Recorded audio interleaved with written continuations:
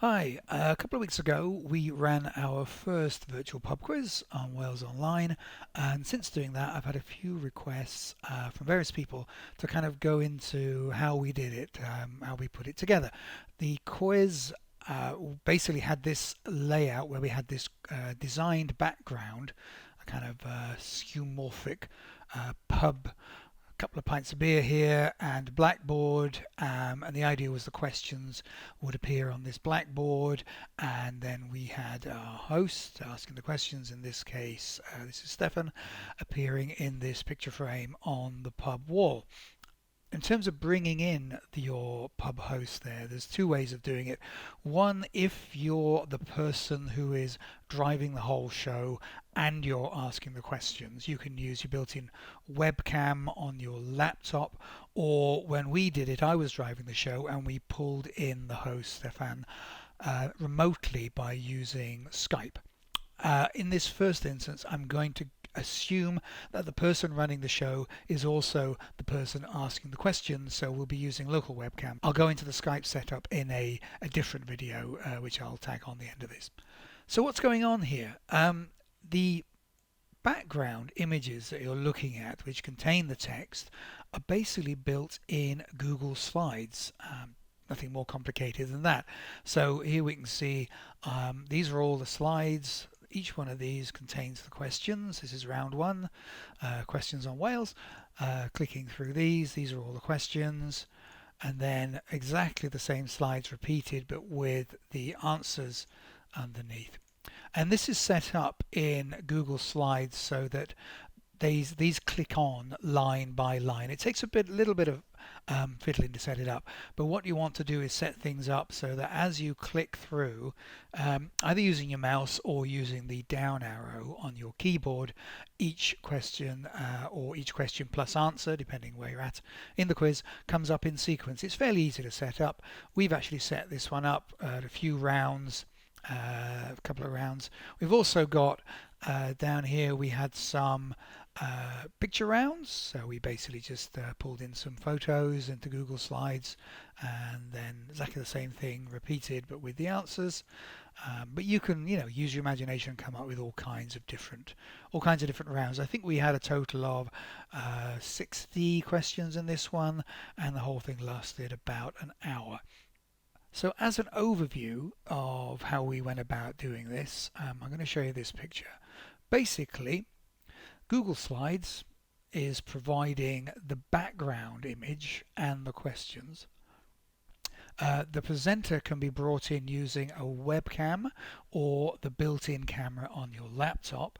Those two things are being fed into OBS, a piece of software which, if you don't have, it's free and open source, and IT will happily put that on your machine for you. We'll go through OBS in a while, show you how that works. It's not overcomplicated, but there's a few things you need to know about it. OBS basically combines the background from the Google Slides and the image of the presenter from the webcam, and then sends that out to either Facebook or to YouTube if you want to do that. What it can't do at the moment on its own, OBS, is send it to both destinations at the same time, so you have to decide Facebook or YouTube. There is a third-party solution which will stream to both, but it's a paid-for solution. I won't cover that right now.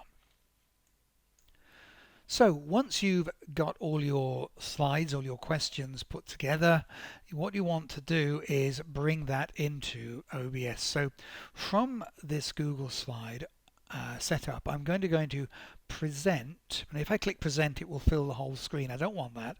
I want presenter view, which basically will give me this smaller window, which is basically a presenter view where you put speaker notes. I can close that. What it's done, you'll see, is it's completely filled this window, this open Chrome window, with that, with the whole of that presentation.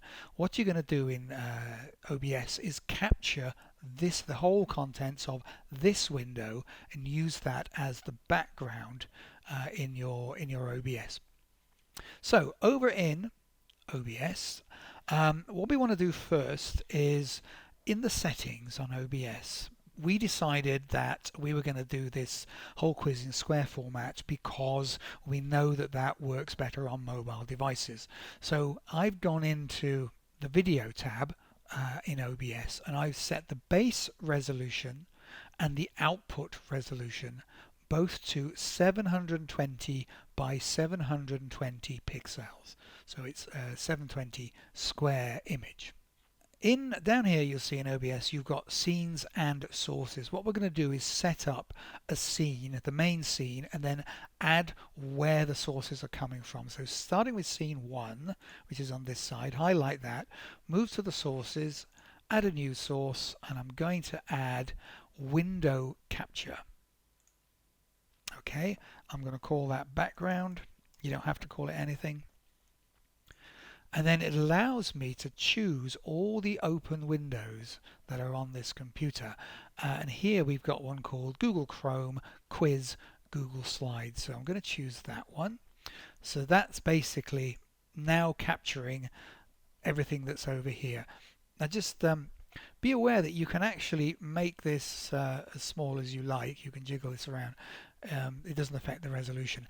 Now obviously this is still much too large for over here. So what I'm going to do is, by grabbing this red outline on here and holding down Shift to keep the proportion, I'm going to scale this so that it kind of fits. That's actually jumped out of proportion. Scale this so that it fits inside this square window.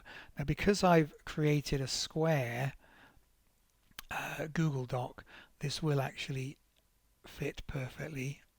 He said, nudging it up and down, it should fit perfectly. You can use the arrow keys to nudge it within this square. There's a kind of relationship going on between what you do with this window, the shape of this window, and what goes on in the other window. If you kind of jiggle this around, you'll find that things slide about, like we've got a bit too much information on the left there.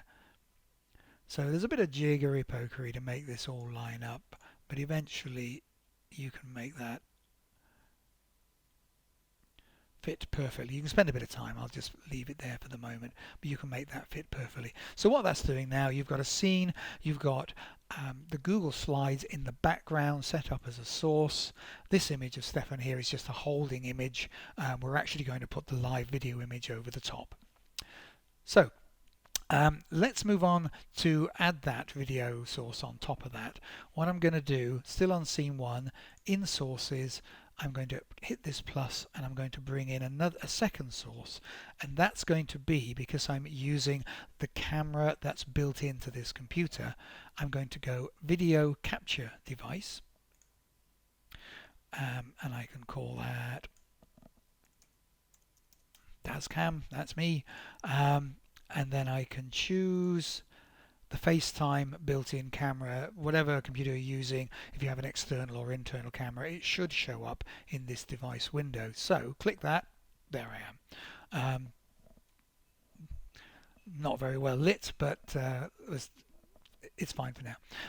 Click OK on that. So there I am. Again, much too large because I need to be not only fitted inside, ignore this hatched area, I need to fit inside this square, but also I need to fit inside that much smaller box.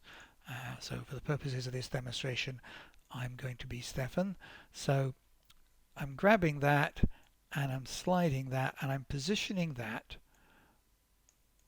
roughly over the top, so my head is where that still image was.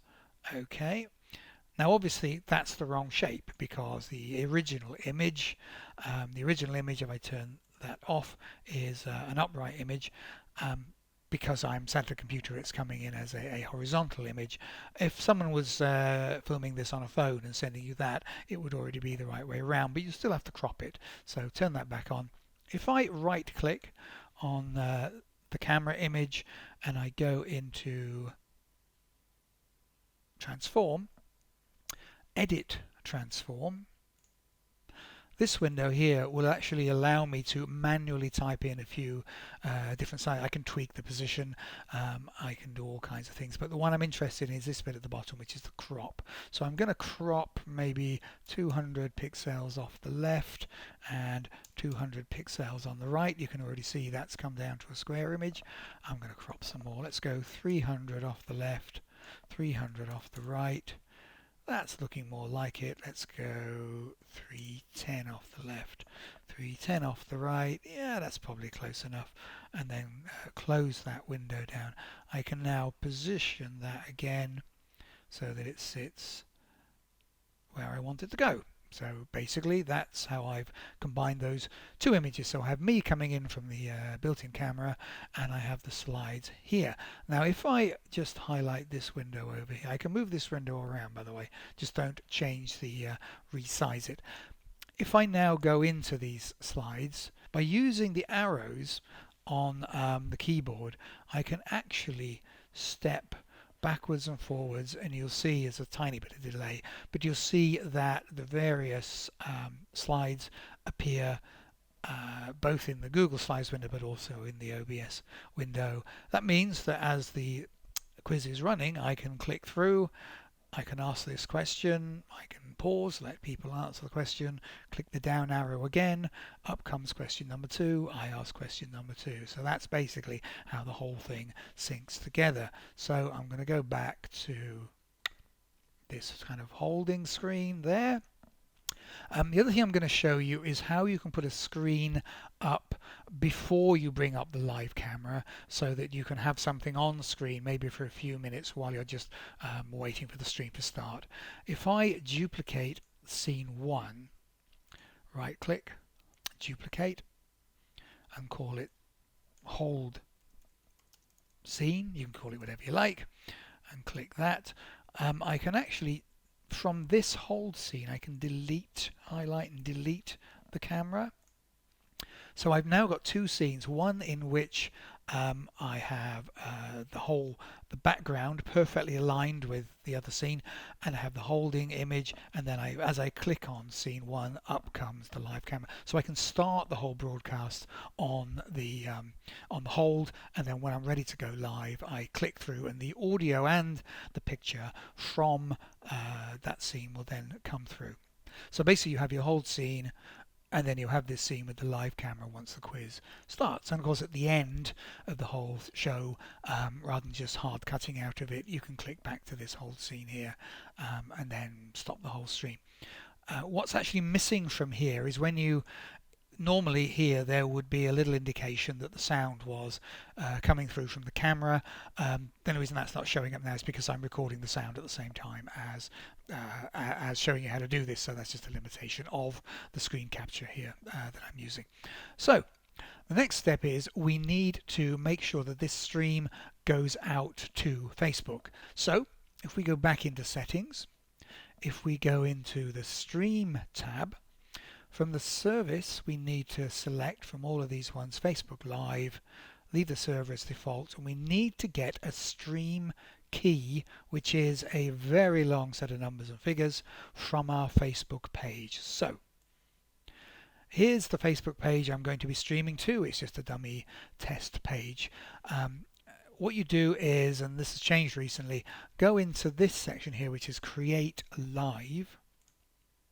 Click on that, and that takes you through to this Facebook Live producer page, which you may or may not have seen before. And this will allow you to do a number of things, but you want this tab, Use Stream Key. And you come down here on the Live API, ignore the server URL. This long thing here is your stream key. You hit copy to copy that. And that can then be pasted into, this is an old one, can then be pasted into OBS there. So if I click OK on that, that should now be set up and ready to stream. I can test that if I hit Start Streaming here. And what it will do, click yes to that, it'll send the stream, as you can see down here, it'll start to send the stream between OBS and Facebook. There it is. Now that is not at the moment streaming out to the big wide world. That just shows you that the stream has got from your computer to Facebook. In order to actually go live to the outside world, you'd have to click this Go Live button down in the left. Obviously, you can choose the page you send it to. You can give it a title. You can say something about that. There are various other settings which about end the live video if the stream breaks, allow other people to embed it, all that stuff. You don't necessarily need to get into that now, but where we're at now, we can see that the stream is getting from OBS, getting into Facebook, and it's merely waiting for me to hit the go live button, and it will go live to the world. So just going back over that, you've got your slides built in, Google Slides. You've got OBS where you brought that in as a background. You've then brought in the camera source and edited the size and cut that down so that it fits nicely into the shape that you want it to on your screen. We've set up the stream settings, and we've put in the stream key from the Facebook Live Producer page, from the page you want to go live on. All there is now is to click go live in the Facebook side, and that will be streaming out, and off you go and have fun and do your quiz. Remember to try, if you can, in your screen to position things so that you can see the comments that are people making, because it's always great to give a shout out to people, or if someone says something funny, to respond to them. It's a lot to do when you're driving this on your own, obviously, but that's all part of the fun. So any more information on that one, give me a shout, and I can help you with that. What I'll do in a little while is I'll do a second one which will be much shorter, and it'll explain what you have to do if you want to bring an external remote host in, so that one person could be driving the Google Slides and the stream side of things, but someone else is asking the questions, which is the way we've done it on Wales Online. So I'll see you shortly to explain all that. Good luck. Get in touch if you've got any problems.